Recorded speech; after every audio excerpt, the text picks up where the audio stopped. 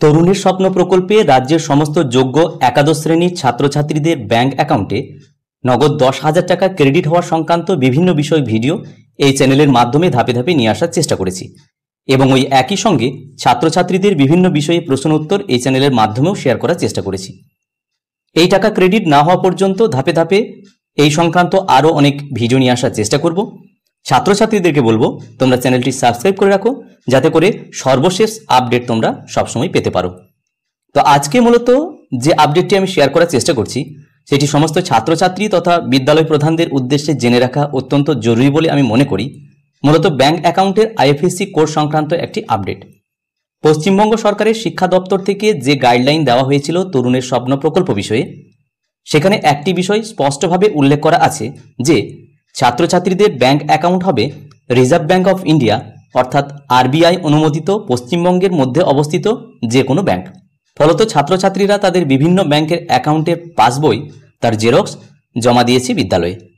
এখন এই মুহূর্তে একটি বিষয়ের দিকে নজর রাখতে হবে যে পশ্চিমবঙ্গ গ্রামীণ ব্যাংক এবং বঙ্গীয় গ্রামীণ বিকাশ ব্যাংকে যে সমস্ত ছাত্রছাত্রীদের অ্যাকাউন্ট রয়েছে এবং সেই অ্যাকাউন্টের পাসবইয়ের জেরক্স বিদ্যালয়ে জমা দিয়েছে এবং বিদ্যালয় থেকে সেই অ্যাকাউন্ট এবং আইএফএসসি কোড তরুণের স্বপ্ন প্রকল্পে আপডেট করে দেওয়া হয়েছে।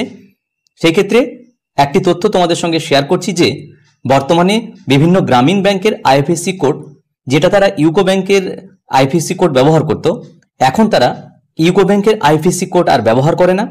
পরিবর্তে তারা পাঞ্জাব ন্যাশনাল ব্যাংকের আইএফএসসি কোড অস্থায়ীভাবে আপাতত ব্যবহার করছে এবং ব্যাংক কর্তৃপক্ষ থেকে প্রত্যেক অ্যাকাউন্ট হোল্ডার এবং গ্রাহকদেরকে মেসেজ মারফত জানিয়ে দিয়েছে যে তাদের সিস্টেম আপগ্রেডেশনের জন্য এই মুহূর্তে ইউকো ব্যাংকের আইএফএসসি কোড আর ব্যবহার করে না, পাঞ্জাব ন্যাশনাল ব্যাংকের আইএফএসসি কোড তারা অস্থায়ীভাবে ব্যবহার করছে।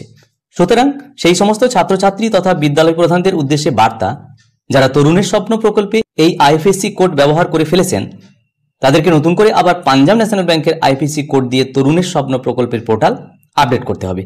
নচেত অ্যাকাউন্টের সঙ্গে আইএফএসসি কোড মিসম্যাচ করার জন্য এই প্রকল্পের অধীনে নগদ 10,000 টাকা ওই সমস্ত ছাত্রছাত্রীর ব্যাংক অ্যাকাউন্টে ক্রেডিট হওয়ার ব্যাপারে সমস্যা সৃষ্টি হতে পারে। যাই হোক, ছোট্ট এই আপডেটটি ছাত্রছাত্রী, অভিভাবক তথা বিদ্যালয়ের প্রতি শেয়ার করার চেষ্টা করলাম। ভিডিওটি প্রত্যেককে দেখার জন্য ধন্যবাদ। প্রত্যেকে ভালো থাকুন, সুস্থ থাকুন।